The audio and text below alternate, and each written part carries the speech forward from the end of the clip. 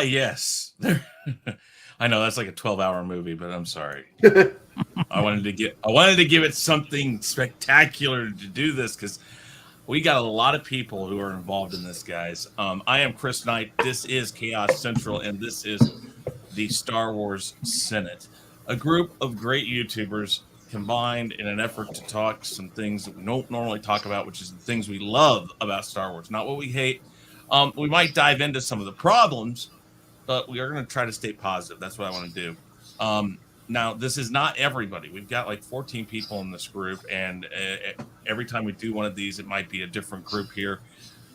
But thank you for all of you guys who are here, and thank you for everybody in the chat. And we're going to go around really quick and have everybody share who they are, where they're from, or what they're doing. Give your YouTube, whatever. Just let people know who you are. Start with JJ. JJ, go ahead and tell everybody about yourself. What's up, everybody? It's your boy JJ. You can find me a little bit everywhere and a whole lot of nowhere. Starting on Sundays, you'll find me with Chris Knight on his own channel for the weekly wrap-up at 5 p.m. Eastern. Monday, I do 2 live streams. I got one at 6 p.m. Eastern with Tommy and the Guinea Pig Collective. Going old school, retro discussions, talking about stuff when, entertainment was still great. And then later on that night at 8 o'clock Eastern, over on Darius Munchausen's channel for Hangout by Proxy. This guy is killing it. If you haven't already, check this guy out. He's doing an awesome job over there. Tuesdays, you'll find me right here on Chaos Central with Chris Knight and Danny and a few others for the Chaos List. And Wednesday night, it's kind of on a hiatus at the moment, but I do a random movie review. Last week, we did a movie called Band of the Hand, which I actually enjoyed. Mm-hmm. And then if we pulled one off this week, we're most likely going to be doing The Last Starfighter. Don't know if I'm going to be. Don't know if that's going to be up yet. Slasher's talking about wanting to take a small break, so I don't know if it's going to go on or not. And every Saturday night, Chris wants to do this. I'll be right here with him and these gentlemen for the Star Wars Senate. Great to see everyone. Great to meet new faces. Thanks, Chris, for having me on. Not a problem. I thank you, as usual.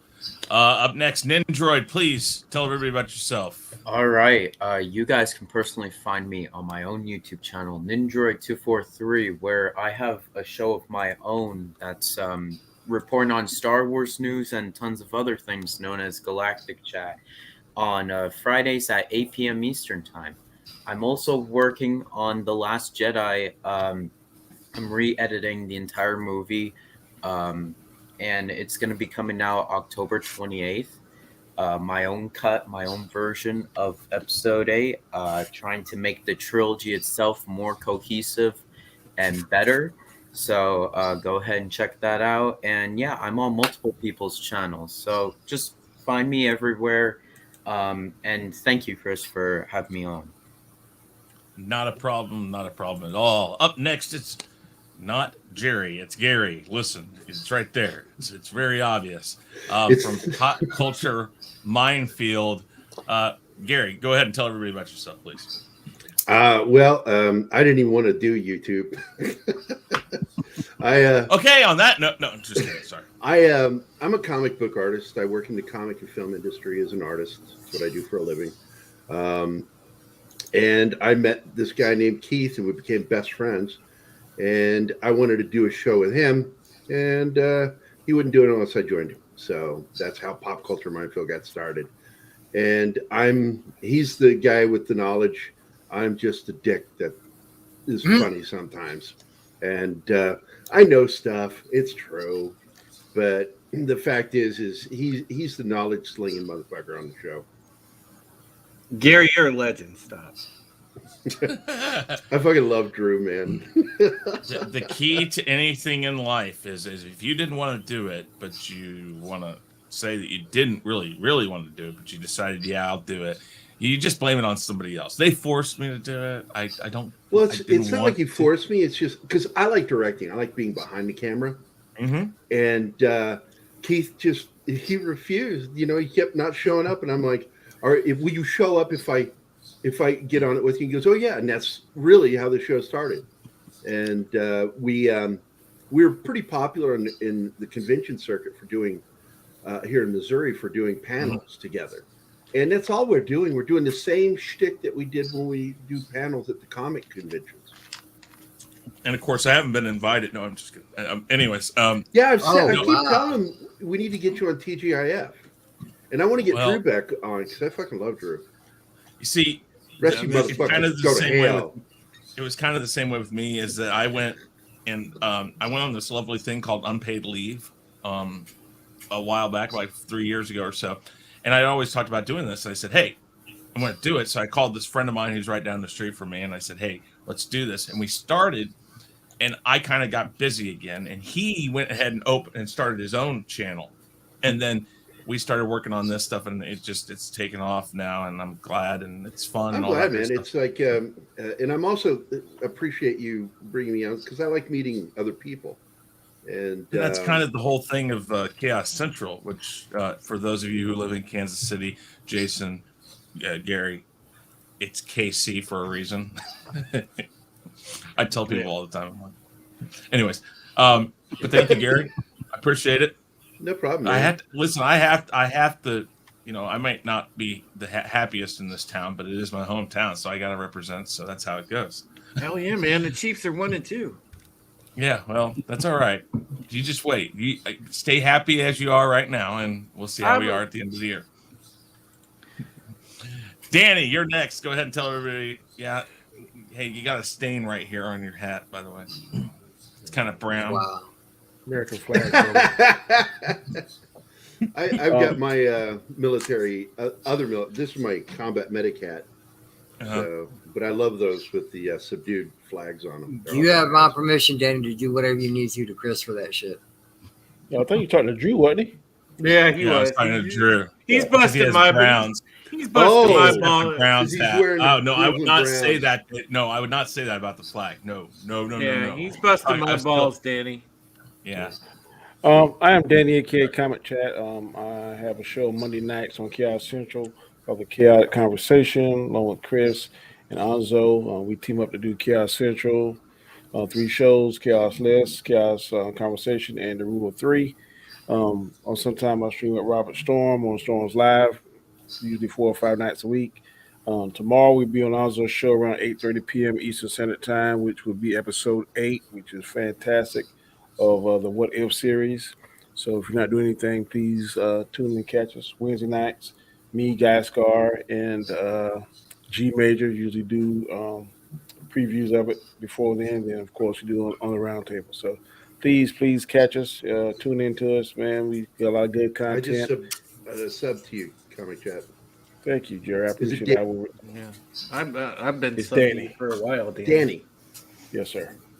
And like Mr. Jerry said here, there's a couple of faces I don't recognize, but all glad to meet you, and hope we can do some more streams together. So I'm ready to go. Absolutely. Up next, we got Jason of Sci-Fi for Me. Go ahead and tell everybody about yourself, Jason. Howdy. Okay, so Sci-Fi for Me is a multi-platform channel that has been covering science fiction, fantasy, and horror since 2009 was when we got started.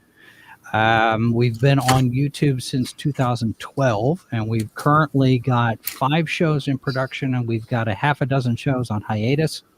It's an all-volunteer staff. Right now we're doing pretty much a new episode almost every day of the week. So Monday through Thursday and Saturday.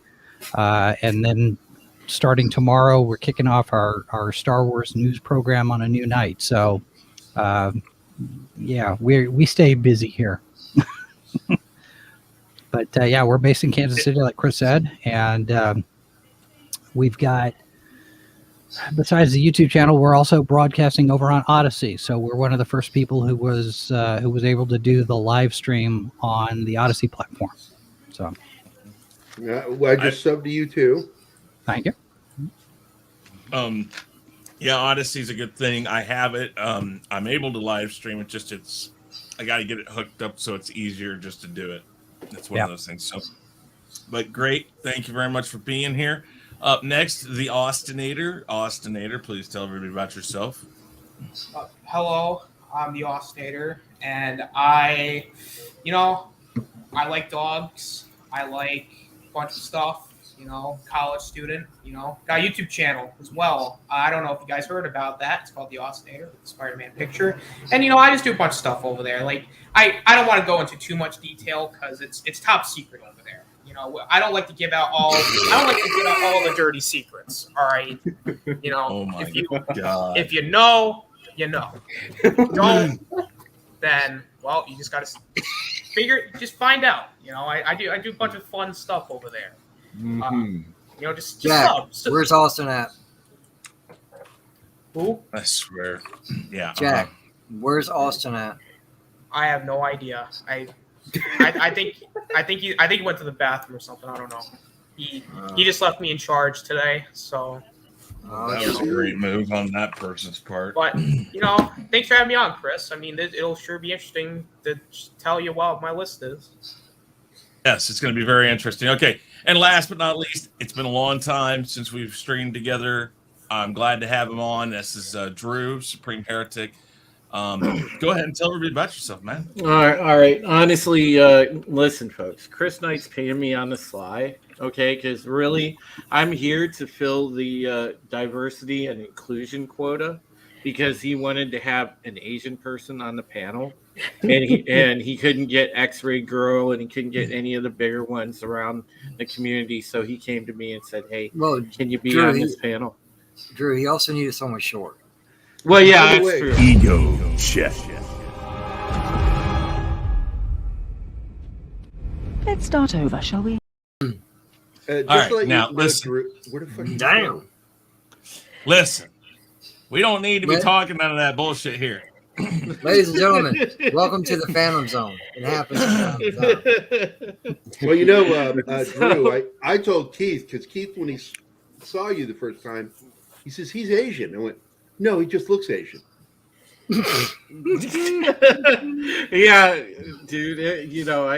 I painted on the extra features. It's like, I had a really good Asian mask, very convincing. Only combination, ladies and gentlemen. So, anyways, yeah, I do have a YouTube channel. You can follow me on Twitter at Supreme Heretic. You can also subscribe to my channel, youtube.com/Supreme Heretic. I promise my channel is actually pretty serious. On Thursdays, we do a show called the Pegasus Actual Podcast, which is all about Battlestar Galactica. And on Tuesdays, I am a part of Rogue Entertainment. I host a Rogue Squadron show where we talk all about politics and current events because that is my trade. I am an independent journalist, and I go after the truth. And I am very big in the political arena. So that is my expertise. But I also do like other things like Star Wars, and that's why I'm here. Indeed. All right, guys. So this is how we're going to do this. We've got the top. I don't want to say top because there's that. I mean, we're going to be scraping the bottom of the barrel probably. But we have our 11 live action Star Wars movies, and what we're going to do is we're going to rank them from 11 to number 1. So top of lowest to highest. We're going to start with our first 5, which is 11, 10, 9, 8, and 7. Each of us is going to give that part of the list, and then we're going to discuss it. Then we're going to go to our top 6, and we're going to discuss that. So we're going to start with JJ. I need your top or your last 5 on the list. I didn't catch, by the way, JJ, do you have a channel? Yes, sir, I do. Yes, he does. It's exactly what you say. See, it's JJ. Oh, it's JJ. Okay, because I want to sub to all you guys. But just so you guys know, everybody's links, anybody who's watching that, everybody's links, including those who are not on tonight's show, are down in the description. I do that as often as I possibly can. I try to remember that. Everybody's links on Twitter and YouTube. Those are the 2 links I normally put in. If they don't have a Twitter, I look for another one. If you guys got a website normally, Jason, I did not get your website in there. I need to go down there and make sure I do that. Okay, that's fine. Yeah, but I do try to do all of that. So, guys, if you're watching, everybody in the chat, guys, I see really quick. I see Mindy Hunt. I see Parrot Head, Master of the TDS, Jace, Fox, King David. I know we had let's see here, Dandelion Fluff's here, Poe's here, I Love Food's here. Guys, thank you everybody who's watching. Make sure you share this out on the on your favorite social media. But everybody's links are down there. So JJ, give us your first part of your list, please. Okay, coming in at a strict number 11, I got The Last Jedi. And then at number 10, let me see if I remember this right, Attack of the Clones. Number 9 is Solo. Number 8 is The Rise of Skywalker. And number 7 is The Force Awakens. Wow, people are going to hate my list. Going to hate my list. God, but I have a great mind, so it's awesome anyways, okay, great.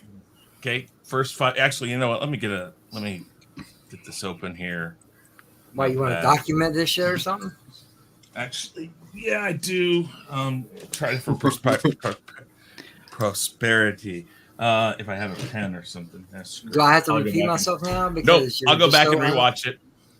Go ahead. No, you're fine. Nindroid. Okay.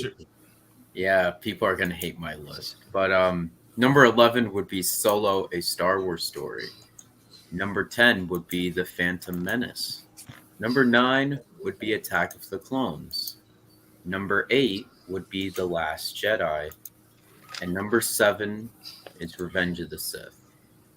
Ooh. Interesting. Kick them. Boy, we're going to have a talk.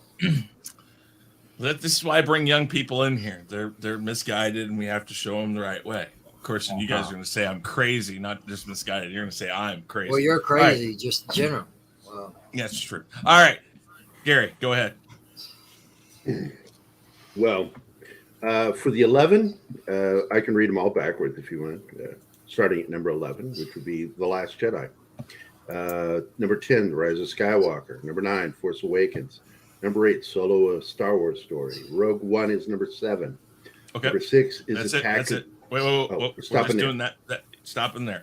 Okay. Top or lowest 5 first. That's what we're doing right there. Okay. There we go. Up next, Danny, go ahead. Number 11 is Solo. Number 10 is The Rise of Skywalker. Number 9 is The Last Jedi. Number 8 is Force Awakens. Number 7 is Attack of the Clones. Okay. All right. Jason. Okay. Number 11, The Last Jedi. Number 10, Rise of Skywalker. Number 9, Solo. Number 8, Phantom Menace. And number 7, Force Awakens. We were close on that one. I got some that are really close to those. So that's nice. That's nice. Austinator. All right, so my number 11 is Solo, A Star Wars Story. Number 10, The Rise of Skywalker. Number 9, The Last Jedi. Number 8, Attack of the Clones. And number 7, The Force Awakens. So, Austinator is almost perfect. Oh, yeah. We're one off. All right. Last but not least, or next, actually, because I'm last, as I should be. Anyways, Drew. All right. 11 for me is TLJ, Last Jedi. Number 10, Rise of Skywalker. Number 9 is Solo. Number 8, Force Awakens. Number 7, Rogue One. Very nice. I'm surprised how many of us have Solo up higher than the lowest. But nice. Okay, so my number 11, Rise of Skywalker. No doubts. Number 10. I'm ready to hear some boos on this one. It's The Phantom Menace. Boo. Boo. Get off the stage. Number 9 is Solo. It takes a lot to have Han Solo go that low, but that movie helped it. Number 8, The Last Jedi. And then number 7, this might get a really big boo, Return of the Jedi. Oh, come on. What the dare you? All right, everybody, ladies and gentlemen. Okay, all right. So Show's over with. Everyone have a good night. that got the big one right there. And I'm going to explain it then, since we're in our discussion phase now. I'm going to explain why Return of the Jedi is that far down. And because everybody's like, oh, it's the original trilogy. How could you say that? Because it was the first shit show that George Lucas put out there, because it was designed to sell toys. Yeah. And that's where he went wrong to begin with. Now, it wasn't that bad in the context with the original trilogy. It works. It does its job. It still has excellent fight scenes. It's got some excellent, like the whole throne room scene is excellent in that. But the Ewok stuff, a lot of that Ewok stuff is just atrocious, if you really want to be honest. And it's not going to go, but it would never go lower than where it's at. It doesn't do it. Well, now, dude, Chris, the speeder bike chase. What are you talking about? Yeah, that's a great one too. Yeah, but to be fair, if Lucas had gone with his original plan, the Ewoks would have been Wookiees. And if you can imagine Wookiees doing all of the things that the Ewoks were doing, I think that would probably improve things 1,000-fold. But the fact that he's already, he didn't know that he was going to be able to do the other stories. He just got this first one. He wants to make sure that there's a Wookiee in. So Chewbacca wasn't even supposed to be, Han Solo's co-pilot wasn't supposed to be a Wookiee to begin with. So if you flip that, and if the Ewoks were Wookiees, would Jedi rate a little bit higher for you? If it wasn't so, I guess I want to use the word campy, but I guess I'll use the word campy. If it wasn't so campy, look, perhaps. Chris, you know as well as I do that wasn't Han Solo on Endor.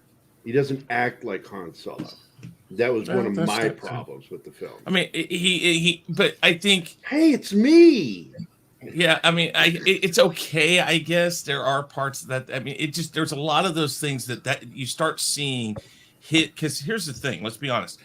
George Lucas can write the story, give you the ideas. He can come up with characters. But he's not the greatest at developing the characters or developing the story. That's why he had Irvin Kershner in Empire Strikes Back come in. Because this guy knew what he was doing. And he knew during the original trilogy that he knew the right people to go to. He wanted to get Steven Spielberg. If Steven Spielberg had done this movie, it would have been better. He ended up having to keep. He basically was. He was the director. Richard Marquand got the credit, but he was a lapdog. Yeah. Yeah, exactly. And so this is where you start to see where George Lucas is doing a lot more of the work. So this is the precursor to what we got in the prequels. Now the prequels, they suffer in parts and don't suffer in others. I think that when Lucas isn't trying to build a story and he's giving you action and wow, it's really good. But when he has to dive into, let's have emotions, let's feel something, let's talk about this or that. Chris needs Jabba to have. Also consider too that by that time Gary Kurtz was gone.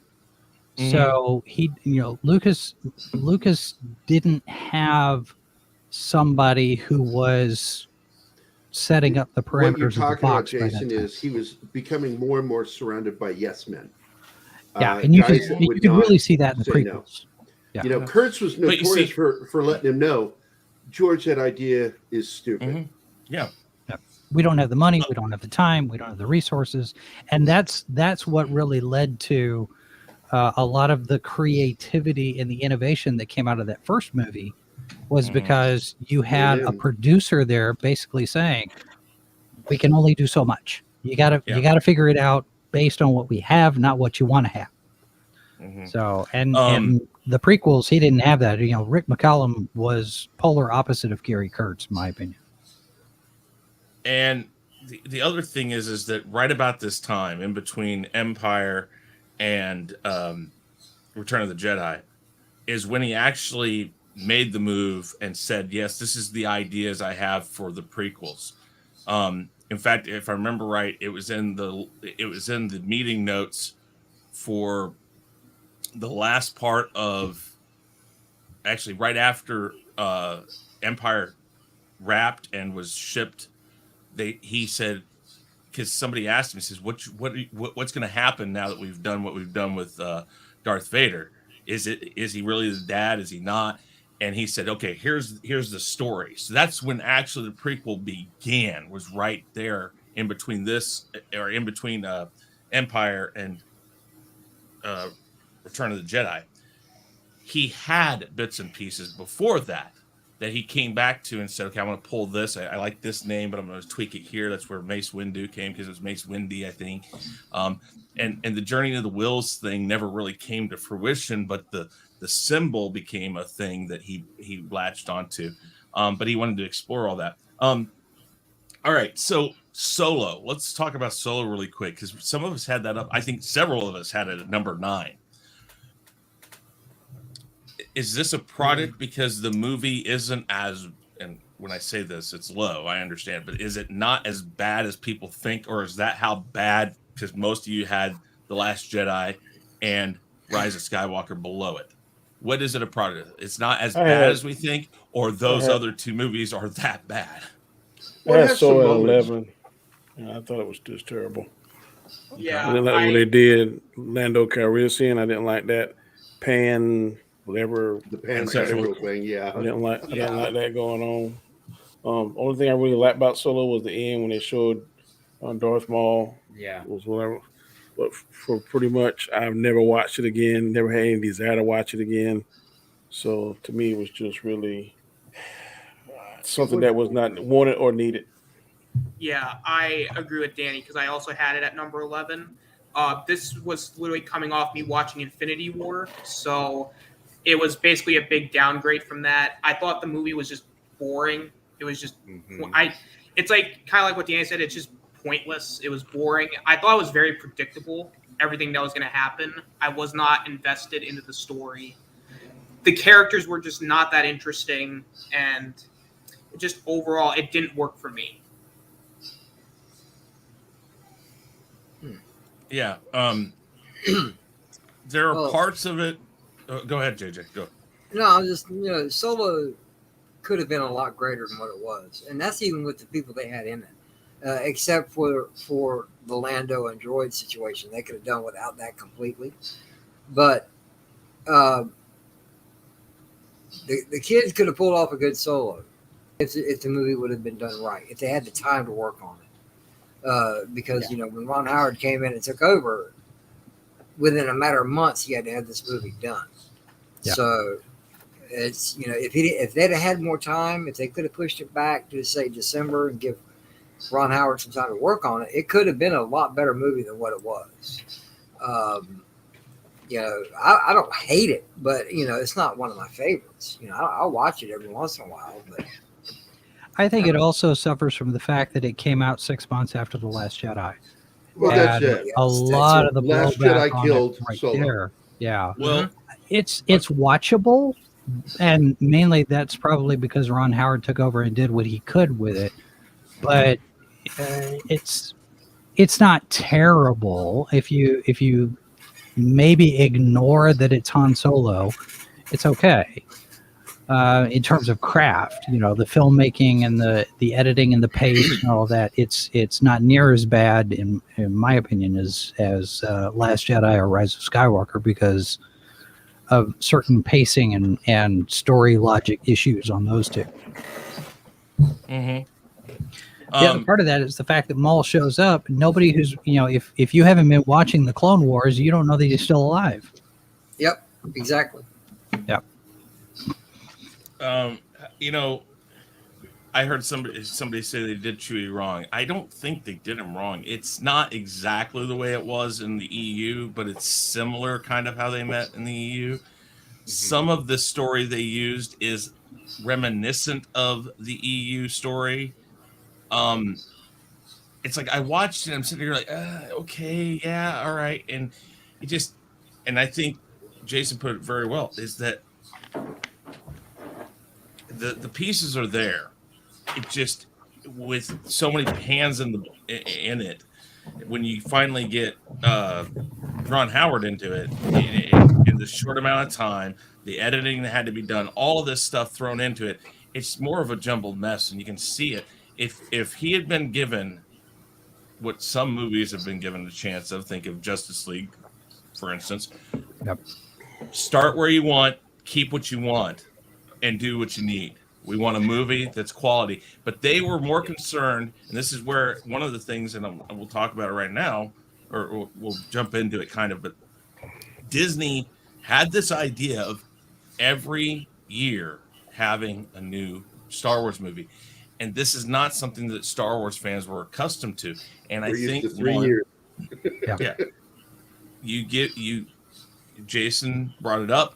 The Last Jedi divided a lot of people. And then it became a campaign to tell Disney we didn't like what you did. And that's a lot of where Solo failed, is that it became the scapegoat of The Last Jedi, I think. The other part of that too is a lot of fans who have been steeped in the lore for all this time. We've already seen Han Solo's origin story. Ann Crispin wrote the Han Solo trilogy. If they had done some kind of adaptation of that, I think it might have been a little bit more accepted. And that's what Maybe. I was hoping that they would do, because I love But that. you know, that story got told. We don't need the movie. We've got those 3 books. Most people, you got Kathleen Kennedy saying, well, we don't have no source material. That's why they didn't do it. Right. Yeah, well, no, you see, that's the thing. If I remember right, it was Star Wars, the book, from the movie. And here's another thing we'll get into really quick, is that the books, when Lucas was doing these movies, came out about 3 months before the movies did, giving people time to read the full story, then go see the adaptation on the film. What Disney did is they released a film, then released a book that made up for the things that they didn't do. Yeah. So the first book was Star Wars. Second book was Splinter of the Mind's Eye, and then we got the Han Solo trilogy. I think those were the first 5 books released in the Han Solo that stars. You're talking about the Han Brian Solo Daley Lost books. Legacy. Yeah. Those were great books, Yeah. man. Yeah. And those books set this right there before anything else was written. Han Solo had 3 books compared to everybody else who's partially in one book and everybody else was in the other book. He had 4 books he was in. So this obviously set this guy up, and including the fact that it was Harrison Ford, and he was kind of I'm not a star, but he is the star, because he was able to command the presence on screen. We didn't get that with I can't even remember the actor that did Solo. Well, see, that case in point, you can't remember. Yeah. Alden Ehrenreich. And I just remember that a lot of people were like, "No, that's not the guy we want. That's not the guy we want." Well, and some of the plotting, they had mistakes too. I mean, having an Imperial officer give him his name was one of the dumbest things I've ever seen. Yeah. And the whole pansexual thing. that was. But that's terrible. If we'd seen the film without hearing that garbage, we might not have even paid any attention to it. But they had to make a fucking issue out of it. Yeah.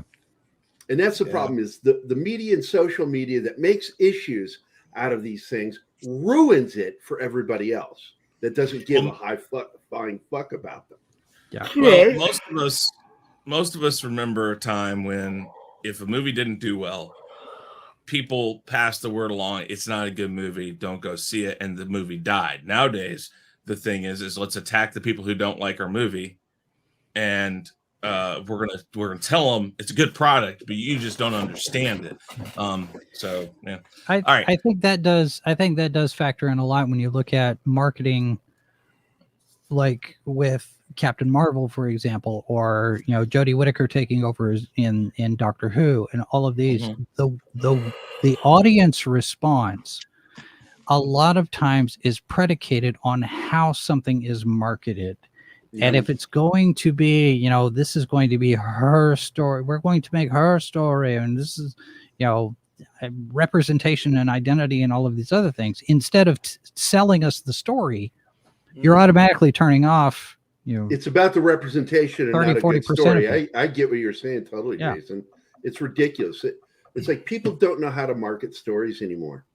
Right. They really don't. When I was just on a dump here with Scott and them, we were talking about the new Venom movie, and the fact that a lot of it is they were putting woke messaging in the marketing. There was a big article that said, oh, it's about an LGBTQ, a relationship between Eddie and the symbiote, like they were a gay couple, and it's like, I'm serious. The media is fucking moronic. why does it even need to be this? Okay, it was just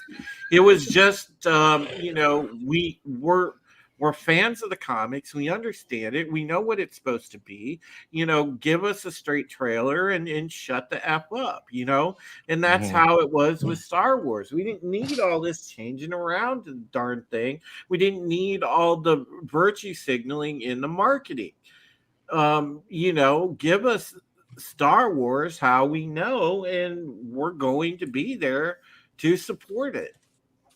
I did a study one time. I did a count when the Arrowverse was just getting started. I think maybe there were 3 or 4 shows at the time.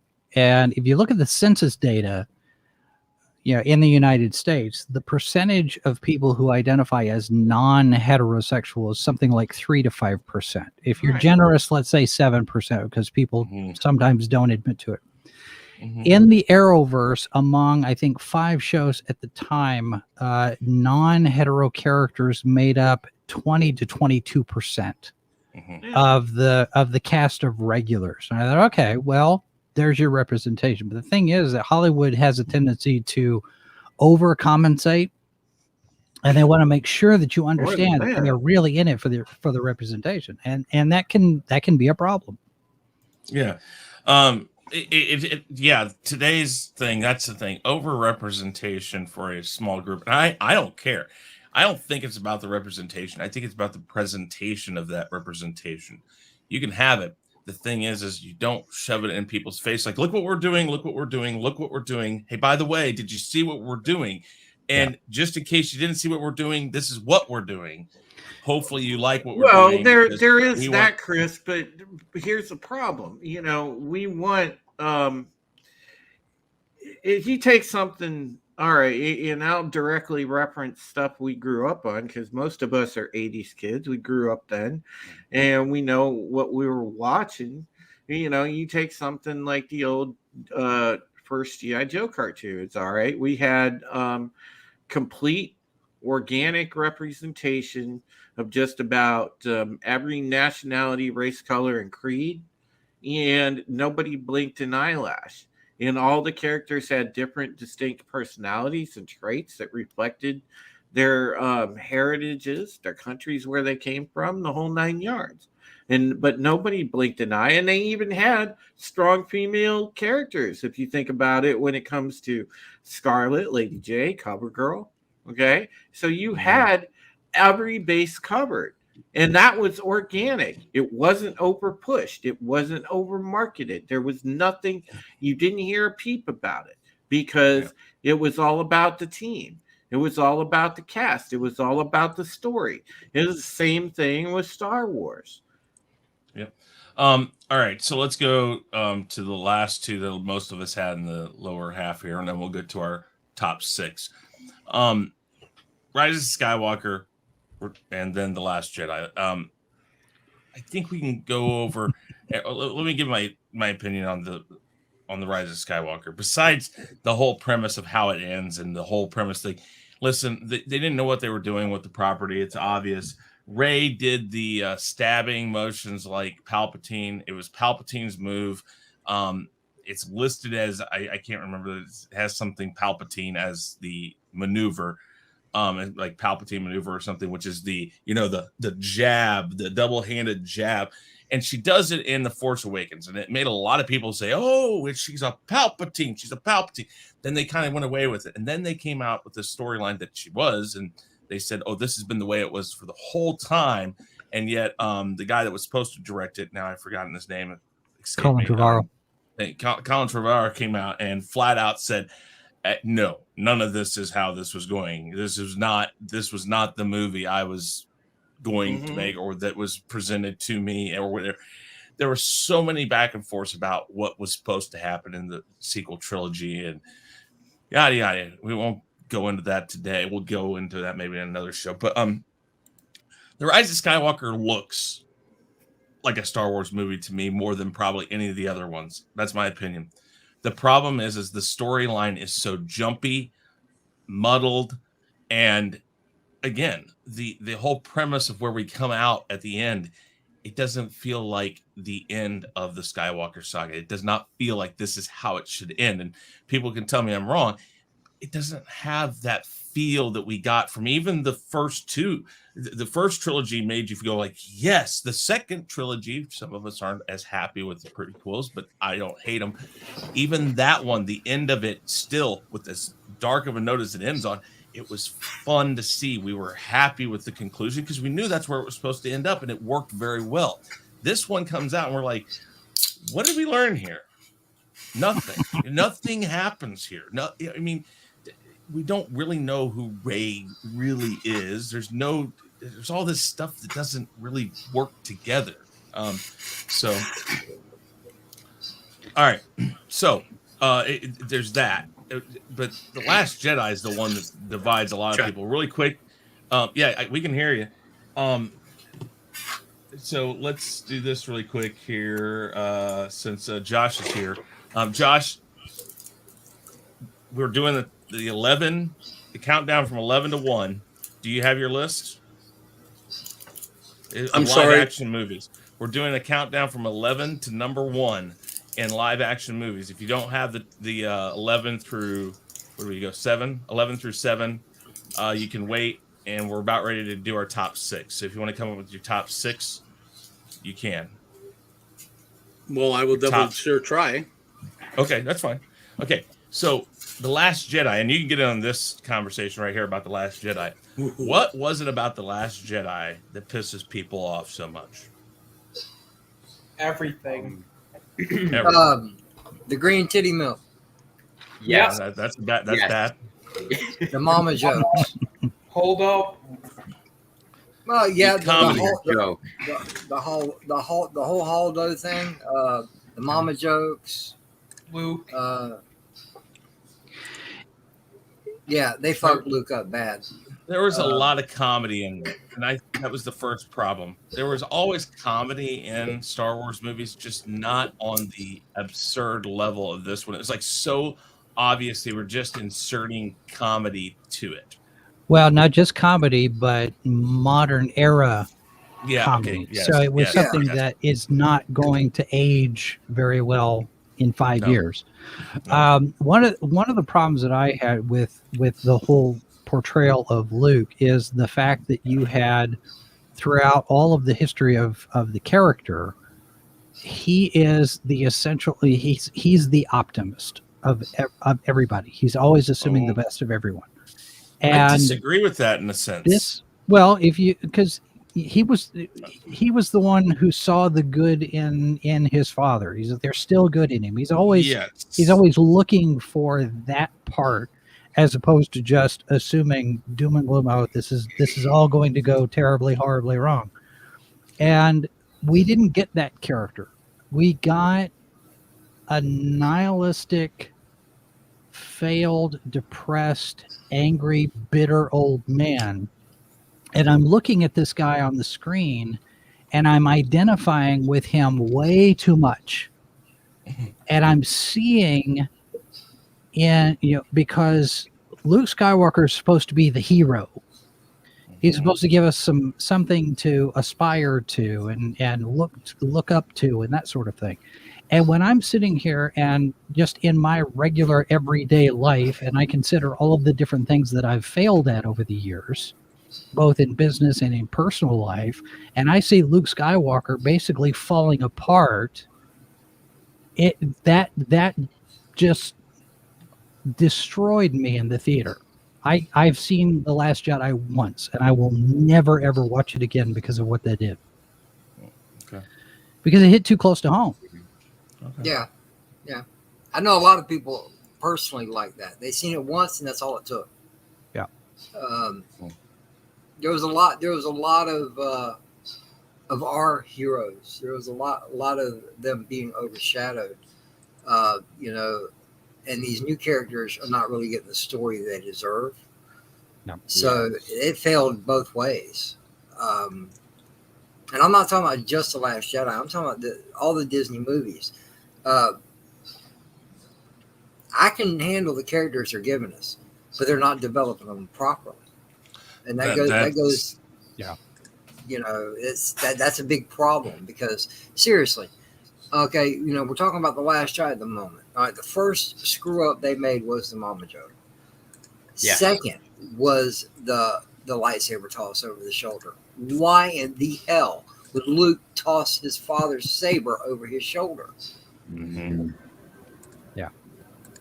I think I say this all the time. I am one of the few out there that kind of defends The Last Jedi. I've watched it more than once, but I always say this: if I have to work to make a movie work, to make sense to me, I have to make the exposition myself of how could he get here. Listen, if they had given us some idea other than, you know, Kylo or Ben had turned to the dark side, maybe I could buy it. I don't know what would have done it. I mean, but that was the biggest problem, is that they everything, and I think JJ said it really well, that when you're talking about the Disney movies, it's like, here's our characters and their cardboard cutouts. Don't look too far around the corner of them, because you're gonna see that they're this thick, and it looks pretty when you're watching it. It looks pretty. It looks the part, but it falls apart really quick if you dig too deep. Yeah, that's the one thing that I can say positive about The Last Jedi. The cinematography on it is gorgeous, and there are obvious influences from Kurosawa. You know, there's different places where I can see, you know, because Kurosawa worked in layers of movement, and you can see that in the framing in a lot of different scenes. But I don't credit Rian Johnson for that. I credit Steve Yedlin for that. Well, because I don't know that Rian Johnson really has much of a creative bone in his body. Now, I hear all of these great things about Knives Out, so maybe he's just in the wrong place. I've said from the beginning that he didn't know that he was making Act 2 of a 3-act play. If he had made The Last Jedi all by itself, there was no plan. Characters. There wasn't no plan either. Thank you, and that's going to be a topic one of these days. Is that there's also the writers group that were heavily influential on that film. Yeah, flat out. Here's the thing: J.J. Abrams has said and stated multiple times, "I had a plan. This was always the plan. This was always the plan." I'm sorry, a plan doesn't look like that if you know what you're doing. George Lucas isn't the greatest at his craft. He's not the best at the development and all that. He has his flaws, but he always knew the right people to surround himself with. Correct. And the people who could help him. And that way, he said, here's the outline. We're going to build it up. It's linear right now, but we're going to build it up, build the characters, move, and it's all and so Star Wars, the original trilogy, was this nice triangle. Started thin, and because of everything, it got bigger and more expansive and became this monster at the end. But the sequel trilogies just don't do that. Everyone feels like a restart. Have you guys read The Ring Theory? No. I don't know. Oh, it is a brilliant piece of analysis of the first 6 films. Mike Climo did it. We had him on one time. I'm gonna put the link in the private chat here. You guys need to read this. It is an excellent analysis of how the second 3 movies reflect and mirror the first 3 movies in terms of structure. Oh, yeah, I know what you're talking about. It's an excellent Circular piece of work. theory. Yeah. Yes. Yeah. I'm putting that in the chat, guys, if you want to say. Okay. Does anybody else have anything to say? Comic, Nindroid, Austinator, guys, just jump in. Just tell us to shut up if you need to. When it comes to Last Jedi, I agree it is a beautiful looking movie. However, a beautiful looking movie can only do so much. But when you don't tell a good story, then it's all moot, because everything that happened in The Last Jedi was a mistake after mistake. Like the way, like everyone said, the way they treated Luke was an absolute joke. The fact that he threw his father's lightsaber over his head, like, again, this is what we get when we get goofs like Rian Johnson running a movie, or a Star Wars movie in particular. And then you have the Holdo stuff. Holdo is just not a likable character. Canto Bight, that was probably the most boring thing I've ever seen in a Star Wars movie. 30 minutes of it. Yeah, completely unnecessary. You could have Too kept that long. out. Killing off Snoke, which again could have worked if you made Kylo Ren the main villain in Episode 9, which they didn't do. So obviously the Snoke thing, did it really pay off in the end? No, it didn't. And it just comes down to they didn't have a plan. And should they have had at least an outline of what they were going to do? Yes, they should have at least had an outline, but they didn't have that. And Rose and like the characters aren't that great. Characters like Finn and Poe get relegated to the side. And then, of course, you have Princess Leia being Mary Poppins from outer space into the ship. Like, you mean to tell me every Jedi can do that? Okay. Yeah. Kanan did it in Rebels. Yes, but that's not a great example. That's, Well, yeah. I mean, Panel. First, I would like to say it's really an honor to be on part of your stream, Chris. Thank you, good sir. I see a lot of people on here like Drew, the Oscillator, Sci-Fi for me, Nindroid, all you guys. Thank you for allowing me to come aboard. What I kind of think is that with The Last Jedi, when I went and experienced that complete dumpster fire of a movie, first and foremost, in my humble opinion, you don't take somebody that's playing Little League and put them in the majors to write a Star Wars movie, first and foremost.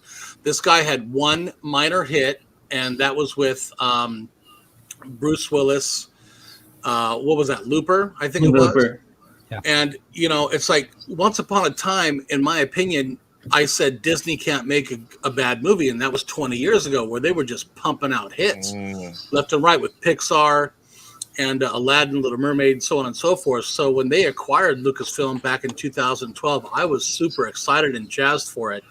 And I couldn't wait. It's like, yo, they had the golden goose to lay the eggs. All they had to do, all KK had to do was say, hey, guys, we acquired Star Wars.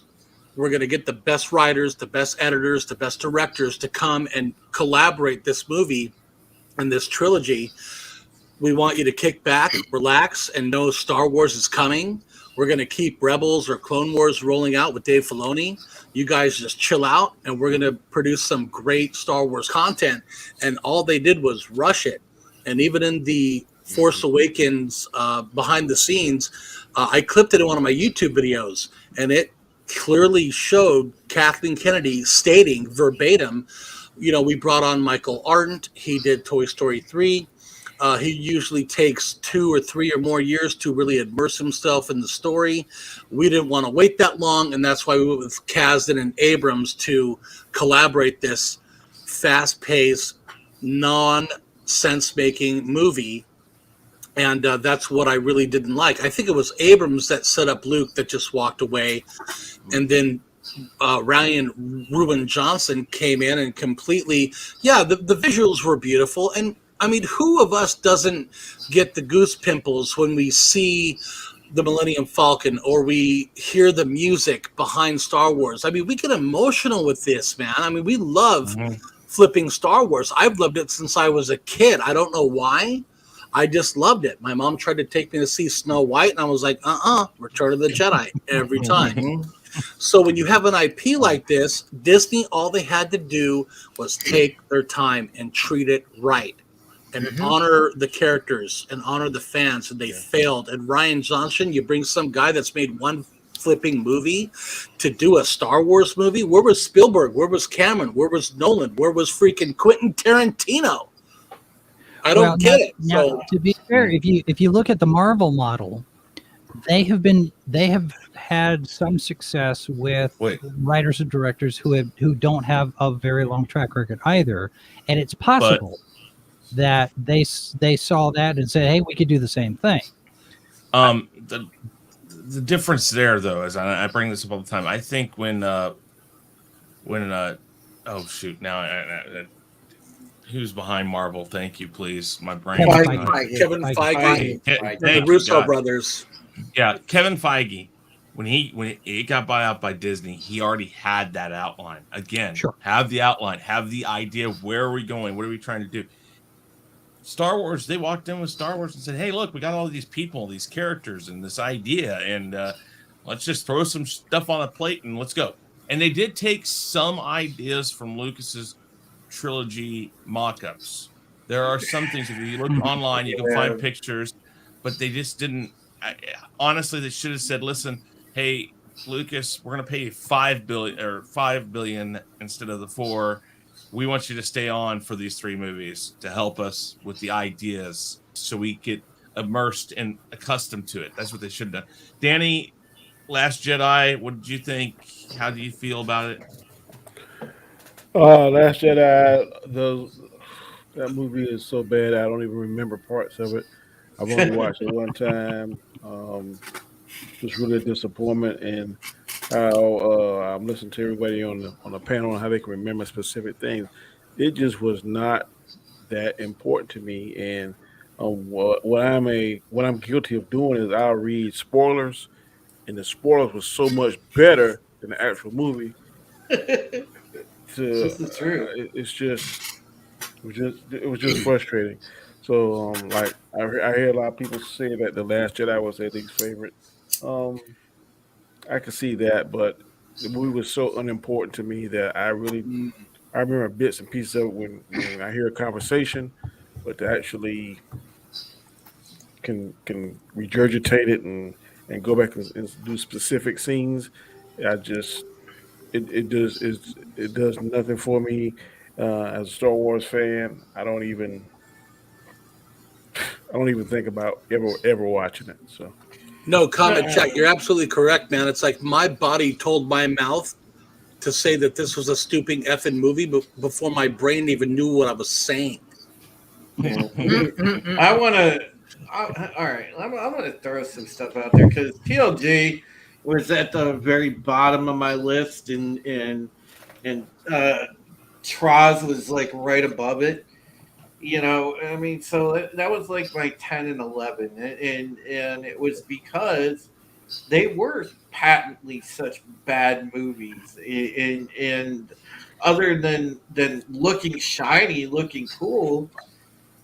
I mean, sure, they took any momentum that was gained off of TFA and totally screwed up what would have been awesome with certain characters. You had a little bit of a compelling story with Finn, and what do? Take it off the rails. What do you anything that was remotely interesting, it seemed they went 180 degrees in a different direction, and that doesn't work, and that comes from, I think, a combination of so many different factors. You know, you have the factor of, and I really wonder if we had somebody off the record from Disney really be honest with us and tell us, was it a plan to go with the wokenized ideology in the first place and let this be the driving force of the company?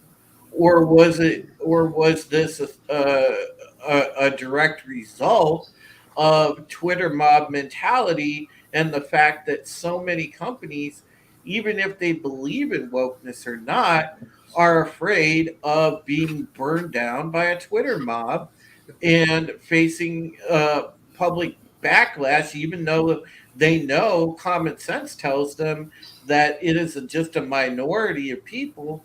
They're afraid that those people have loud enough voices that the company will be, terribly hurt or go out of business entirely. So they overcorrect the other way. And I really wonder if that was a part of it, because it seemed like the ideas shifted coming out of that attitude of Me Too, Time's Up, Gamergate, events like that. And it really kind of backed a lot of these big corporations and companies into a corner because they're like, oh my God, we have to appeal to that crowd to appease them, or we are going to be canceled to oblivion. And frankly, they didn't trust their longtime audience to keep them afloat, which, in my opinion, was a gross underestimation because their longtime audience would have kept them afloat if they simply would have used these IPs better. Mm-hmm. All right. Nindroid, Okay. what do you have to say about The Last Jedi? All right. I, for one, actually, I like Last Jedi. I am a defender, but I also have my own issues with the film, like all the movies. And me personally, one of my biggest problems with Last Jedi was I was going into it and I was looking for a sequel to The Force Awakens. I felt like I did not get that. I felt like it was a standalone movie and it did not really continue the events from Force Awakens. And they basically cut out every single deleted scene that mentioned The Force Awakens events from it. And that alone was very, very upsetting. And another aspect is that they made Luke Skywalker the main character, where this is Rey's trilogy. If you're supposed to connect with your character through all three movies, then Rey should have been the main character, not Luke in Episode 8. That's how you perfectly structure your trilogy: 7, 8, and 9 with Rey as the main character, or whoever as the main character.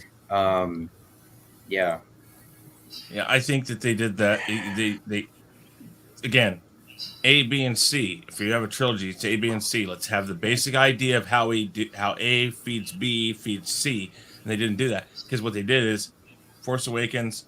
Let's reboot everything, change things, mix it up, but lose characters or don't follow characters, make characters completely different than how they were in the first movie. Then jump into the third movie, and we go back and say, okay, they're all like they were in the Force Awakens or something like that. And it made no sense. It's like it felt like a car that somebody was trying to learn how to do stick shift. Well, and Drew's got a point where he's talking about The Force Awakens by itself. If you look at just that film, it's a decent setup. It's a decent first act, and you have various different pieces in place. Yes, Rey is essentially an insert character for Kathleen Kennedy. But there's a lot of potential there for Finn and his journey coming off of being an ex-stormtrooper. And you had a little bit of a hint of what could have happened in Rise of Skywalker when he meets up with the other ex-stormtroopers who were inspired by his leaving. And Nindroid's right, too. When The Last Jedi does feel like a standalone film. It's like I was saying, Rian Johnson went off and made his own thing. If this movie was by itself a singular story and maybe didn't even have the legacy characters in it, it probably would have done better because you don't have the established history of these characters. I want to point out something that Jason said too, earlier point that he made, where this trilogy itself, the sequel trilogy suffered from the too many cooks in the kitchen syndrome, which is, you had the story group, and listen, the story group has bumbled and fumbled and screwed up so many things along the way. If you took that out of the equation and then settled on one coherent person to, even if you use different directors, but one coherent person to guide the trilogy all the way through, we have been okay. We had way too many hands in the recipe, way too many fingers in the pie, and it just screwed everything up continuity wise. And this is the jumbled mess that you wound up with. Because if you take, for example, and we go back to the example of Finn, knowing what we know and knowing what we saw in Traz when, he does meet up with the ex-stormtroopers, and even when he finds out that he's force sensitive, then you realize how much of a grand waste his character was. Here was the perfect, organically diverse character that could have had one of the greatest arcs in Star Wars history if you would have followed with this force sensitivity, and then the cherry on top of him being ex-Empire and ex-Stormtrooper, and the redemption arc where he eventually becomes a Jedi. I mean, it writes itself. It's perfect redemption arc. Yeah, I don't have it on here, but I always had. I used to use it a lot. I have something that I made called Finn is my Last Jedi. Yeah, and that's true, Chris. It was the perfect redemption arc. Yeah. Okay. All right, guys. So we're gonna move on now. We're gonna go to our top 6, guys, and here's what we're gonna do. We're gonna do it again. We're gonna start with who should we start with? The reverse order? I don't know, but that's. I just want to let you know, Chris. I've got about another 21 minutes. I do have. Well, that's what we're gonna try. We're gonna try to rush through this part because I know we like a lot of this stuff. So we're gonna find one that most of us have. Go now because it's. I've already gone 9 minutes over, and I know my wife's ready to choke me out. All right, Gary. Why don't you start then and give us your top 6, and we can go from there. All righty. All right, I can do that. Number 6, Attack of the Clones. Number 5, Phantom Menace. Number 4, Return of the Jedi. Number 3, Revenge of the Sith. A New Hope is number 2, and The Empire Strikes Back number 1. Very good, very good. I'm interested to see how many people have Empire Strikes Back as number 1. Okay, Josh, we'll start with you now. Gary, thank you very much for being here. Why don't you tell everybody really quick about yourself one more time so you can jump? Well, I'm an old guy that does a show on the YouTubes, and we talk about nerd stuff. Me and my partner Keith, and we have other friends that jump on. I like Chris to jump on, and of course, now that I met all you fuckers, you're all welcome. Come on the show, talk about stuff. And damn, I'm a fucker. All right, yeah, cool. Yeah, Fuckers. Gary, I got to get up with you soon, man. We got to get together, man. I know, man. It's I fucking love you, dude. You're so awesome. I like you because you're like me. I don't give 2 fucks about things, and I just say what I think. That's me. I got people that hate me, and I don't really care. Oh, damn. Don't we all? People hate me. I've got all my kids. They sort of love me. They kind of. I tell people, I'm like, if you want to hate me, that's fine. There's a line. Take a number. There you go. Enjoy It's the crap like my coffee I have out stepdaughter in and the my lobby. wife were messing with me one night, and I said, "I got better people than you that want to fucking ruin me. What do you think you're gonna do? I'll go find somebody else more interesting." Well, Dude, good. I know. I've been there when you put out some epic tweets. Hmm. And Thank you.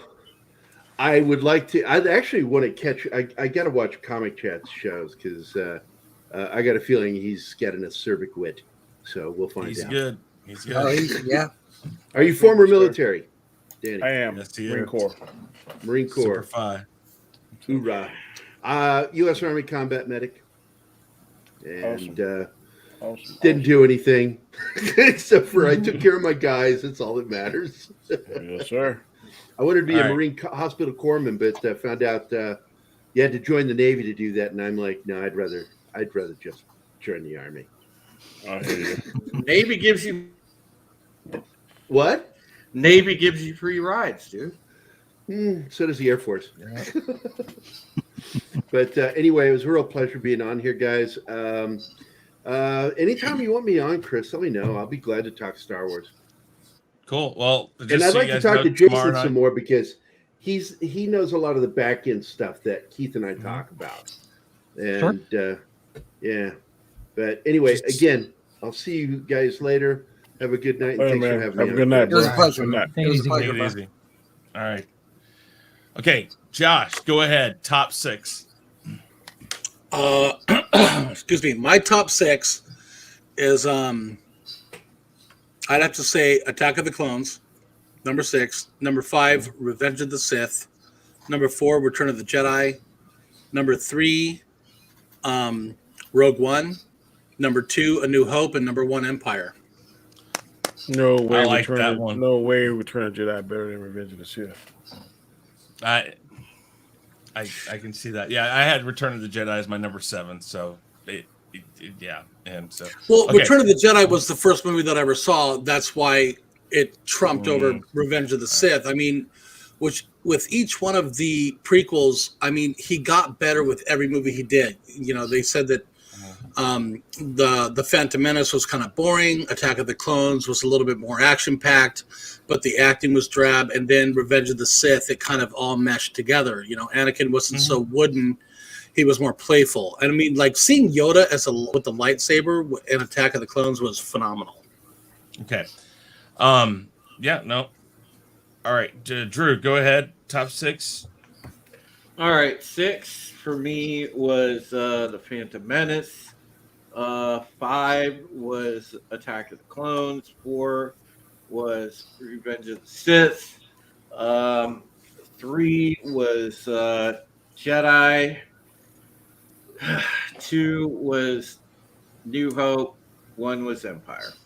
Okay, so far everybody's Empire, number 1. Jason. All right, number 6, Attack of the Clones. Number 5, Rogue One. 3 and 4 interchangeable, Revenge of the Jedi and Return of the Jedi. Return of the Jedi. See, it was Revenge of the Jedi first. Yeah, I know. Yep. All right, Return of the Jedi, Revenge of the Sith. Those 2, 3 and 4, kind of a tie there. And then Star Wars. Thank you. Bloody Episode 4, A New Hope. It was Star Wars when I saw it. You're going to be there at my watch party. I have the unedited in 4K. Or 720. Oh, you have the 4K? Dude. I've got one of those despecialized editions. That's basically what it is. I have all of them. Yep. I have all of them. They're crazy. Go ahead. And number 1, The Empire Strikes Back, of course. Thank you. So far, that's 4 Empires. I know Danny's not going to be the same. So, Danny, tell us your top 6. 6 is Rogue Squadron. 5 is Return of the Jedi. 4 is Phantom Menace. 3 is New Hope. 2 is Empire. 1 is Revenge of the Sith.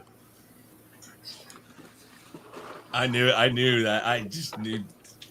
How did I know Danny was going to be Revenge of the Sith? Number 1. Best one, bro. Hey. I kind of know why, but that's good. That's good. Ostinator. My number 6 is the Phantom Menace. Number 5, Rogue One. Number 4, A New Hope. Number 3, Return of the Jedi. My 2 and 1 are interchangeable, but right now, number 2, Revenge of the Sith, and number 1, Empire Strikes Back. Okay, very good. Nindroid. Okay, yeah, my list is going to be the controversial one. Number 6 is The Force Awakens, actually. Number 5 is The Rise of Skywalker. Oh my God! Kick him out, please. Hey, you're allowed to like it. You're allowed to like it. Wait. Let's just be honest here. Just a bit outside. Yeah, I'm just saying. That's crazy talk there, boy. All right, go ahead. I know. But anyway, so then we continue on, and number 4 is Rogue One. Number 3 is Star Wars, also known as A New Hope in 1981. Number 2 is actually The Empire Strikes Back. And number 1 is Return of the Jedi for me. Wow. Whoa. Wow. Damn. Yeah. All Yo, right, everybody's Jason. allowed to have their opinion for sure. It's like, you're with friends here, man. I mean, I personally think Mace Windu could have took out freaking Palpatine if Anakin wasn't being a little bitch. Oh, yeah. All right, wait. Save discussion. We'll talk about all that here in just a second. JJ. Oh, here we go. Number 6 for me was Rogue One. Number 5 was Return of the Jedi. Number 4 was The Phantom Menace. Number 3 is Star Wars. Number 2 is Empire. And number 1 is Revenge of the Sith. Boom! Wow. You got that Damn, look at JJ. So wait, with wait. Revenge of The Sith, two number Revenge one. of the Sith. Okay, Wow. mine. Number 6, The Force Awakens. Number 5, Attack of the Clones. Number 4, Rogue One, followed by Star Wars, because I cannot watch one without then watching the other. They are a hand-in-hand couple, and it works really well. I don't care what you want to say about it. The best movie of all the Disney ones is Rogue One. Very Bar true. none. I agree. Oh, I yeah. agree with that. Bar Yes. none. I agree with that. Because it feels like Star Wars. It tells a story Well, like Star Wars. Okay, I we liked can- it because Gareth Edwards did it, and he did Godzilla, and I'm a Godzilla fan. Not to mention, All the right. last 3 minutes is fire. Number Yeah. 2, Revenge of the Sith, and number 1, Empire Strikes Back. Listen, Revenge of the Sith is awesome, but Empire is like the gold standard of how you take characters and elevate them above everything else. That movie No is doubt. nothing but dripping with character development. Well, And it it's raised a the stakes, proper, man. it's a Absolutely. proper act 2. Yes. What It's fight an scene- amazing act too. What fight Yeah. scene is better than Duel of the Fates? It's None. not about fight scenes. It doesn't I'm have just to have saying. fight scenes. That's just one of my points. See, What other fight scene in any of them is better than Duel of the Fates? That's The fine. Battle of see, Heroes. see, to me, that's the only Battle of reason why what? Revenge of Battle of Well, Heroes. Obi-Wan Oh. versus Anakin. yeah, Duel of the That's Fates Duel is of the Fates, the Anakin- same thing. I mean, excuse me, No. No. Qui-Gon, Duel- Obi-Wan, and Maul. Yeah, that was in the Phantom Menace. Yeah, But that's the duel. That's the only reason why Revenge of the Sith is on top for me. Don't get me wrong, Chris. I agree 150% about what you're saying about Empire. I do. But to me, I'm an action person. I want to see stuff going on. And that's the reason why Revenge of the Sith takes top part, because there's a lot of stuff going on in that movie. It had a Yeah. large story to tell. Well, A lot of holes to fill that he failed on, but still, that's the only reason why it tops Empire to me, is just because just the fight scenes alone. There's the problem, though. I think you're pointing out the reason why it isn't better than Empire, because it had to have extra stuff to grab your attention. Empire grabs your attention with actually very, very little. I know. Grab your And- attention, but when I That's was the in thing. my theater, whenever Darth Vader breathed for the first time, Yep. damn crowd went crazy. Oh, and another reason why Revenge of the Sith has to get number 2 is, listen, the no. I'm sorry, that kills it Yeah. right there. Yeah. Well, I heard, I heard Just the leave him original. Yeah. Shut up. Show Yeah. him like put his hands up and then the room starts shaking. He didn't have to say no. I digress, because it was a great movie, I think. All he had to do was stand there and clench his fists and watch Yeah. the room shake. Well, the other thing with Revenge of the Sith, it works. I think it works better because we know the trajectory that Anakin is on. Yeah. We already know how it ends. Yep. So, that movie ending in such a downer, really, because, Padme's dead, Anakin has fallen to the dark side, the Empire has risen, all of this stuff, which now you're sitting there, if we didn't already have what story comes next, this is not the place that you end the third act. This is like The Empire Strikes Back. Han Solo's in Carbonite, and the Empire has defeated the rebels, and they're on the run, and Luke lost his hand, and now he's got to deal with the emotional impact of, oh my goodness, the villain is my father, all of this. Revenge of the Sith has that same kind of emotional impact at the end, where everything has gone wrong. And if we didn't already know where it was going, I think it wouldn't have played as well with the audience. The only reason why the prequels work and the sequel trilogy did not was because the prequel trilogies, where it suffers and where it has problems, it's made up because you already know. You don't have to guess. There's nothing. What's missing is still there because it was told in the original trilogy. Yeah, there's no suspense. The worst part about the prequels is, and I every time I hear the damn interviews or the commentary in the original trilogy where George talks about, I don't like exposition. The Phantom Menace is nothing but exposition, and it's horrible because he puts way too much exposition into it. Stuff we never needed to have. That's why the Phantom Menace for me is number, what did I say? Number 10? Yeah, number 10. It's because, dude, exposition. Well, we don't need it. We know this story. You're just showing us. You're filling in the gaps in our minds with the visual now. Mm-hmm. Well, to me, what caught my attention was the fight scenes in space, the cool ass lightsaber battles, and seeing a superior villain. The other stuff that you're talking about is all fine and good in Empire Strikes Back, but to me, it just Revenge of the Sith just captures. It just has more of what I want to see. So, I mean, like Night Sensei is, we all have a right to our own opinion, but Empire Strikes Back, I think, is really overrated for us. It's the best of the best to me. I'm going to tell you this right now. There's a reason why Revenge of the Sith is number 2 for me, and it's not. And then you get the Last Jedi, or the Return of the Jedi. I mean, Return of the Jedi. It's down there in the lower half of my list because it doesn't accomplish what Revenge of the Sith does. But Jason's absolutely right. It's because we know.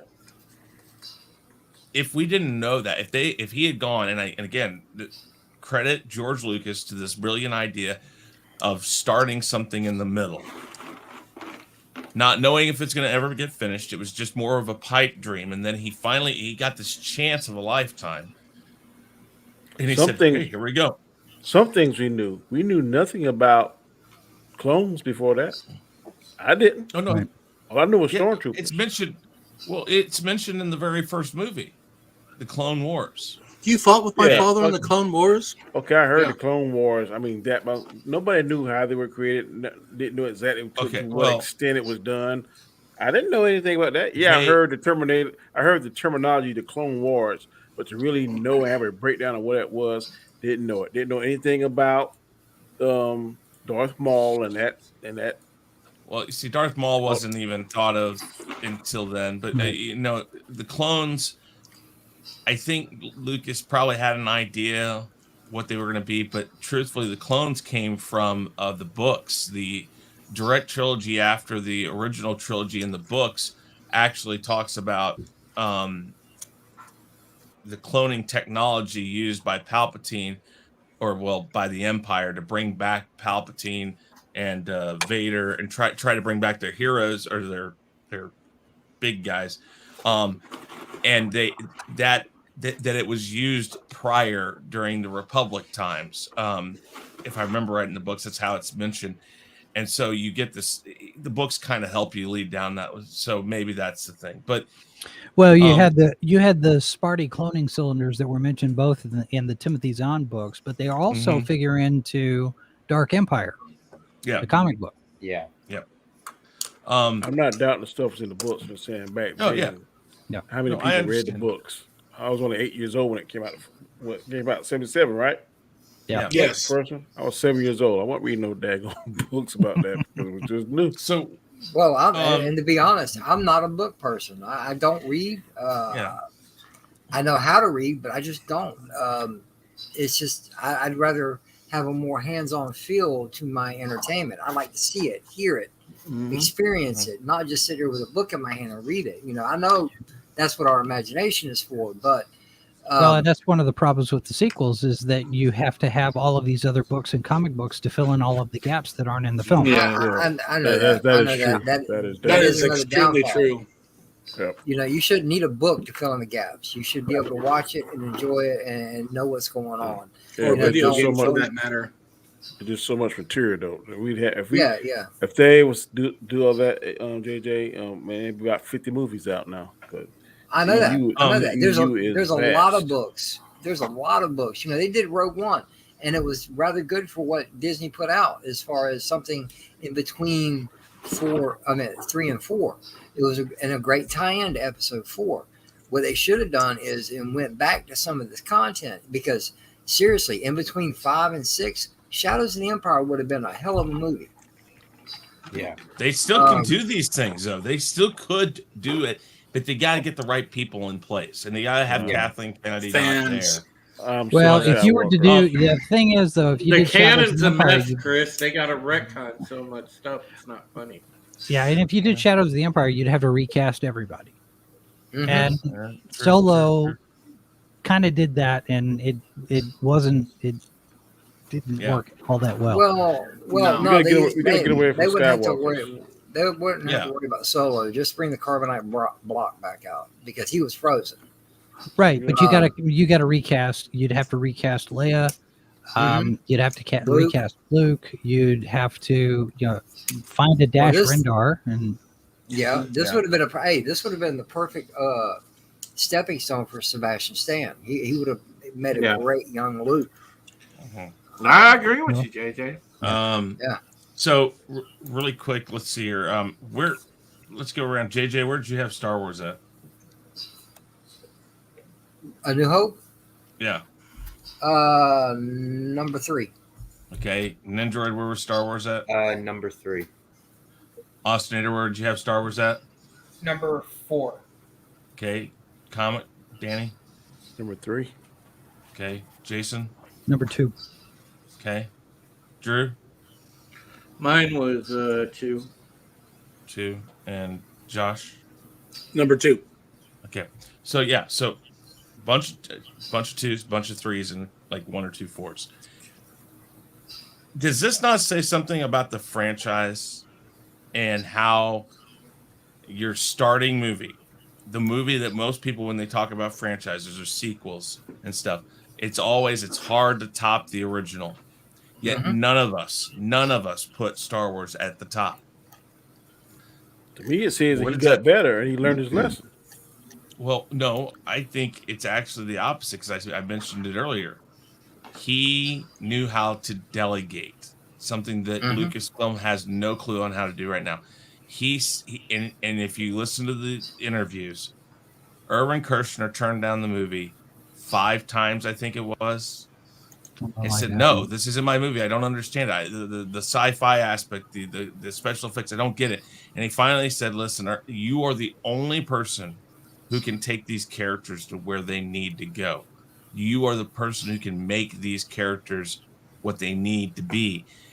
I'll take care of the sci-fi. I'll take care of the CGI. I'll do that. You just shoot these people in the way they need to be shot. He was able to delegate. That's the big difference now. And I think it shows in the prequels when he didn't delegate as much. No, he didn't. And you know what? Furthermore than that, real quick, it's like nobody had the balls to step up to Lucas and be like, yo, I think you're going a little too far with this. You know what I'm saying? Like nobody, I think, in my opinion, if I was just there pushing a push broom on a set of a Star Wars movie, I wouldn't have given 2 shits. I'd have just been happy to be there. But nobody stepped up to Lucas and said, hey, man, I think you're going a little too far in this direction and you're not focusing on the characters and the story like you did once before. Part of that probably was the showcase of the new technology. Oh, big time! Yes, So, I agree. And the Very irony much. is there's Very much. actually an interview of George Lucas talking about how you run the risk of the technology of the special effects taking over the story, and he let it happen to himself. And I think Very true. One of the things with Empire is I think the reason why it works so well is because of the emotional resonance, because the depth of the characters in that film. Yes, in terms of impact, Star Wars changed everything for Hollywood and storytelling and all that other stuff. But Lucas wasn't really doing anything new. Remember, he wanted to make a Flash Gordon movie, and he couldn't get the rights to it. So I'm going to make my own Flash Gordon movie, and that's where Star Wars comes from. But the way it changed Hollywood forever in terms of special effects, in terms of movie soundtracks, because up until that point, they weren't using orchestral scores for, since the late 50s, early 60s. And all of everything got hit. Merchandising, the toys, everything changed with Star Wars. But Empire Strikes Back is a better movie, not only because you've got the emotional resonance, you've got Kirshner directing, but you've got a script that's got Lee Brackett's hands on it and Lawrence Kasdan's hands on it. And Kasdan's a really good writer. Mm-hmm. No, I agree with you that Jason, because it's like back in the day, you were so limited to what you could do as far as special effects goes. You were focused on the story and the character more. Now, after they did Jurassic Park and that technology just completely exploded, I mean, if you watch the prequels, it was pure eye candy. Every detail of every shot of every ship, of every planet, of every building was there, but it faltered on the heart of it a little bit, just my opinion. But it's like it looked great, absolutely. But I think you're right. They back 30 years ago it was one way. Now it's another for sure. Yeah. And another thing too that really kind of made me go more towards the prequels is that the fight scenes and stuff were so much faster and stuff. Oh yes, I love that. How slow that Kylo Ren and Rey fight, man, it's like, oh my god, what is this? But that's the purpose is that we're getting farther away from. I know, I'm just saying, art. But that is what. No, comment chat. You're right, because it was more like a rendition of "Quit hitting yourself, quit hitting yourself." Yeah. Chris posted a link in the chat earlier. Somebody had made a comment about the throne room battle in Last Jedi. That's an analysis of the stunts, and you can see it places in that choreography where the stunt person actually holds and waits for Daisy Ridley to get into position and waits for Adam Driver to get in position. And they just tear this thing apart piece by piece to say, that's a mistake, he's coming there. So if you watch it looks great. Exactly. It goes really fast, but when you break it down, Chris, I gotta go. Okay, I'm sorry. Go ahead and tell everybody about yourself one last time. All right, so y'all can catch me on Thursday talking Battlestar Galactica on my channel at Supreme Heretic here on YouTube. You can also follow me on Twitter at Supreme Heretic, and on Tuesday, check out my Rogue Entertainment branded show. That is the Rogue Squadron. And, sometimes I'll pop up every so often on a weekend night like I did here. So, you never know where you'll catch me, but follow me at Supreme Heretic and you'll catch me there. I just cleared 700 subs. So if anybody wants to keep the momentum going, get the word out, please, let your family and friends know about my channel. And we will see you on the flip side. And, make sure you sub to all these great folks on the panel, especially JJ, because he's a man. And hook up my boy Night's End too. And I will yell at y'all later. Nice meeting all you guys, and good streaming with you, Sci-Fi for me, and also support Danny, Comic Chat, good dude. We hang out regularly on Comics Division's channel. And the Austinator, and of course, our great host, Chris Knight. Thank you, Drew. Have a good night, Drew. Appreciate it, man. Good to see you. Yeah, Drew, really nice. Drew, really nice to stream with you, man, because I always, on the fourth chat on Twitter, I always like to retweet your stuff. You're a really cool dude. I'm glad I got to hang out with you, man. It's kind of like a little honor for me because I'd always look at you in the fourth chat and retweet your stuff, man. Thank you. I appreciate you, bro. I appreciate it. Thanks, guys. And love Drew, you guys, man. Before you leave, I just want to say you have a great taste in football teams. No, brother, I'm. So it's like I posted earlier on Twitter today. The old MGK song. CLE till I die. Absolutely. Right on. All right. Take it easy, Drew. Peace, guys. Later, bro. Later, Drew. All right. We're going to try to wrap this up here really soon. But let's go final thoughts here. We obviously all think that the biggest thing that Disney doesn't understand is one, planning, two, knowing where to delegate. Because I think we all can agree Kathleen Kennedy has kind of that, the tighter you, the tighter you, or the tighter you grasp your grip, the more systems that will slip through your fingers. Exactly. That idea, I can't remember something like A that. New Hope, Leia to Vader. Kathleen, says it to Tarkin, Governor Tarkin. Yeah. That's right. Really kind of what it is, because you hear about Kathleen Kennedy doing all these reshoots or saying, I want this reshot, I want this redone. That's why we got the Rise of Skywalker the way we did. But let's do final thoughts about the live action movies here. We're going to go around really quick. Just give me your final overall thoughts. Keep it somewhat brief, guys. But JJ, we'll start with you. Well, as a whole, all right, I know we've got a big division in the fan base. Okay, I know that. I realize it, see it every day. I've got my own doubts about what Disney has done, but unlike most, I'm like Leia in this aspect. I have hope. Okay, I love this franchise. I've seen it for the first time when I was 4 years old, in the back seat at a drive-in. Okay, I'm gonna tell you what, that movie blew a 4-year-old's mind. Okay. I love this shit. I'll keep going and watching it, crap or not, at the movie theaters, because I love watching Star Wars in the theater. And I just hope that they don't give up. I hope they get it right.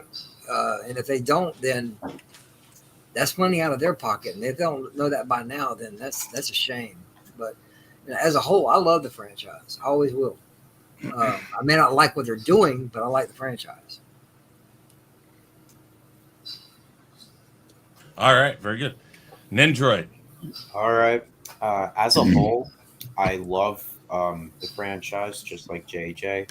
I actually liked every single movie.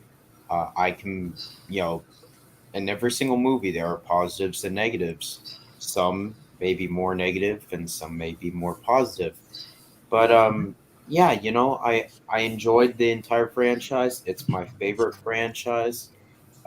With movies and just series in general, and I'm always going to be a hardcore fan.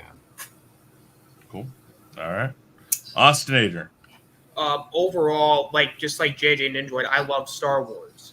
I've grown up with Star Wars. Star Wars has basically been something that I've always been into ever since I was a kid. When I was at my grandmother's house in Ohio, I always saw those lightsaber duels on YouTube.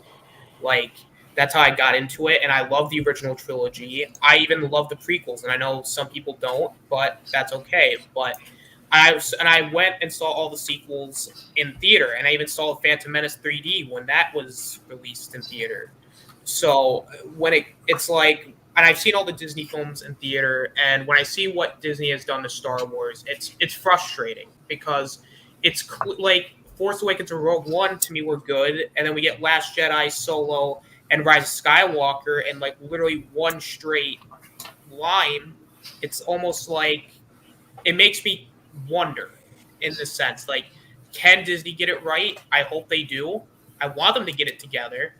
But at the end of the day, I call the Disney Star Wars thing kind of it has how do I put this? It's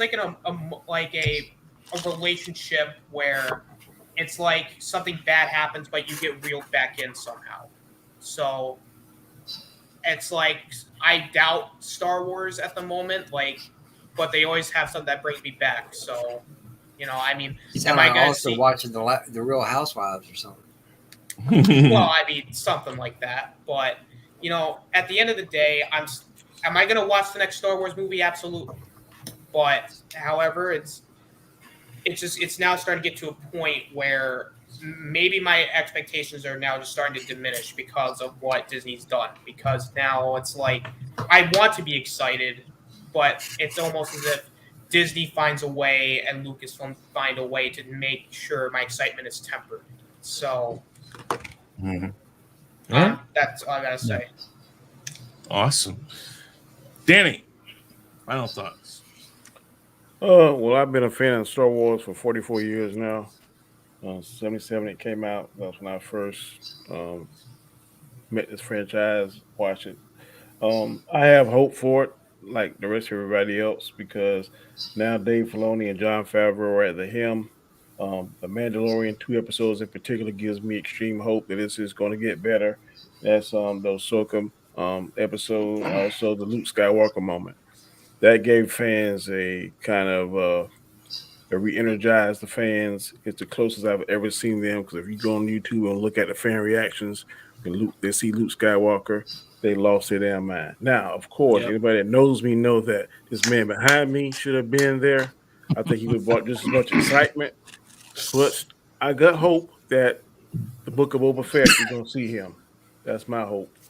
But I definitely believe in in Star Wars. I don't put all the blame on Kathleen Kennedy because guess what? She had a boss, Bob Iger, that should have had some balls and tell her to stop doing all this dumb shit that she was doing. But that didn't happen. So at the end of the day, I believe in Star Wars. I'm still gonna go to the movies like JJ said, and I'm just hoping and praying that they will transition to another part of the story because we already gave the Skywalker family 9 movies. We don't need to give them 10. So I hope that's what they'll do. I hope to see more about the Sith because I think they are the more interesting of the two between the Sith and the Jedi. Mm-hmm. So that is my hope. That is my wish. That is my dream for Star Wars. Cool. All right, Jason. Well, not to be the cantankerous old man in the room, but the older I get, the less compulsion I feel toward any of these franchises. I can still enjoy Star Wars and appreciate Star Wars of the past, and the sequels are there whether we like them or not. And as much as they have divided fandom, I'm coming to the realization that it's okay to not be as much of a fan of something as you once were. But at the same time, the flip side of that, with Jon Favreau and Dave Filoni doing what they're doing with The Mandalorian and that expanded universe that they're working on, there is potential for Star Wars to get back on track. Whether that translates into the films, if Kathleen's still there or if she's not there, there are a lot of different unknowns that are still to be decided before we can figure out if Star Wars is actually going to be successful or not again. But in the meantime, I'm sitting there going, yeah, I can take it or leave it. And I'm finding that I'm right there with a lot of franchises, not just Star Wars. Okay. Very good. And Josh. The beautiful thing is, gentlemen, is that none of us have really met. We don't really know each other, but we all have a common ground and a common strong foundation, and that is Star Wars. You know what I'm saying? It's like, I don't care who you are, where you're from, what your background is, whatever you hail from. You got a Star Wars shirt on, you're my brother, my family, my friend, instantaneously. I don't really believe in the current hands of Lucasfilm and Kathleen Kennedy at the helm could ever bring Star Wars back to the greatness that it has been. I really think that Favreau and Filoni did truly something amazing. And you're right, Comet Chat. If I would have saw Mace Windu enter that bridge with everybody there, I would have been just as freaking floored as Luke Skywalker. But I digress. But as long as they're in control of this, it's not going to be complete towards us, the fans that love Star Wars. And when I watched the Mandalorian behind the scenes season 2. It was very clear that, everybody was down in the Simi Valley, California, and they were trying to haul that scene out and haul that last episode with Luke in it as fast as they possibly could. And like I said, Favreau did something I never thought possible, was reunite fans again with Star Wars. Sequel, trilogy, prequel, trilogy, whatever it is. He did a great job. But Kathleen Kennedy came in with a big fat lady would, fired Gina Carano, and very much made known who was still in charge. Mm-hmm. Bob Iger, Bob Chapek, whatever, they saw the fans. And if they didn't go on YouTube and see people react emotionally, like Theory, myself, and people from around the world reacting in such an emotional, powerful way when Luke came on that bridge and unhooded himself, and all the pieces of the puzzle were there, guys. We saw the green hilt, the glove, the cloak. It was Luke, but none of us could believe it, and that's what blew me away. And, if they can't see dollar signs in their eyes thinking, hey, we can actually be profitable from this and not fail again and let the wokeness overcome their greed, then, boy, I don't know what to say, but I really hope Star Wars comes back for all of us so we can just have a little fun again. Indeed. I agree, bro. My final thoughts on it is exactly that. Listen, I have said it time and time again because I've heard some fans say it, and I'm not going to use that term that divides us as fans, which is if you were a real fan. Listen, even the people who like Disney stuff or the sequel trilogies, listen, you guys are real fans. I'm not going to call you not real fans. I just don't think you understand why we don't like things or why we're mad at times about it. Maybe mad's not a good word. Maybe just disappointed is a good word. We get disappointed because it's like, guys, you have what it takes. One big disappointment, we didn't get Luke, Leia, Han, and Chewie in the cockpit of the Millennium Falcon again. How hard was that to do? Exactly. Yeah. Now, I don't think that Star Wars is dead, nor do I think any fan should want Star Wars to die. Maybe take a break, which we're kind of in that point right now. There's little things here and there that come out. I'm okay with that. But I do look at Rogue One and say something went right during Rogue One. And it may not be the best of all of them. It may not be as good as the original trilogy or even some of the prequels. But if you give us something on that level and start there, it's a place that we can all kind of come to and say, okay, listen, this is acceptable. Let's work on it. Let's go from here and move forward. I think Favreau and Filoni are, and I know I hear lots of people say, oh, they're just screwing it up themselves. They're doing this. Listen, not everything's perfect. No fandom is perfect. Star Wars they contradicted themselves even when Lucas was in charge. You can blame Lucas for a lot of what's happened with the Disney stuff because he allowed it to go that direction, whatever. There's a lot of that stuff we can say, but let's just look at it this way. If we get products that are easy to watch with less division is where we need to start. Enough in the whole Luke scene, everybody on whatever side you were, like we said, was on it. It's like, oh my gosh. And again, you look at all the videos that came out literally instantaneously after that happened. It was like, holy crap. And everybody who liked Star Wars, everybody who liked the sequel trilogies, the prequels, the original trilogies, everybody was in this unanimous thought of what are they going to do now? Tell me the last time that somebody thought that about Star Wars. I'll tell you what it was. Empire Strikes Back. What in the world's going on? He's what? I mean, that was the last time you probably had every Star Wars fan going. Not about was he or wasn't he. It didn't matter what side you were on. Everybody was just talking about it. Mm-hmm. Yeah, and just to think what's to come. Because I don't know about everybody here. I really do I love The Mandalorian. It's a great show. I love it. Okay. All right. When Ahsoka show comes out, all right, this is going to be another big chance of theirs because she's going after Thrawn. Yep. So there's lots. How will they present him? How will they show him if they show him at all? You know what? This is their big moment.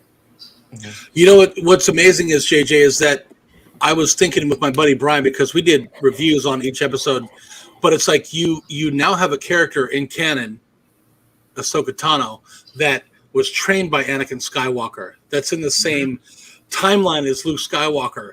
There is so much story and character that you can develop just from those two meeting and talking and going over things. You know, it's like, hey, what happened to my former master? Well, maybe Luke says to Ahsoka, he died Anakin and not Darth Vader again. You know, there's so much that they have. Wow, man, God blows my flipping mind what they can do with it. Well, when they decided to turn around and bring Ahsoka in at the end of Rise of Skywalker, you hear her voice in there, along with Kanan Jarrus and a few others from the TV series, you know, the cartoons. There's a lot they could have done. There's a lot they can do. And, you know, the fact that Ahsoka's still alive during the time of Luke Skywalker, that blew my mind. Big time. Big time. You know. Yeah. Okay, so that's stuff we can talk about at a later time, but I do think that that Disney has a chance right now. This is the time to put your cards down in the right direction, and it's going to work out. So with that said, guys, everybody's links are down in the bottom. Everybody who might watch this afterwards, thank you for staying with us. Everybody who's still in the chat right now, thank you for staying with us. Guys, I'll get with you in the chat for the Star Wars Senate, and we'll pick out another time to do this sooner rather than later. And we'll pick another topic, and we'll go from there. But for everybody who watched tonight and all you guys, I thank you very much. And with that said, everybody say goodbye. Right. Thank you, Chris. Thank you for having me, gentlemen. Thank you, all of you. Thanks, Chris.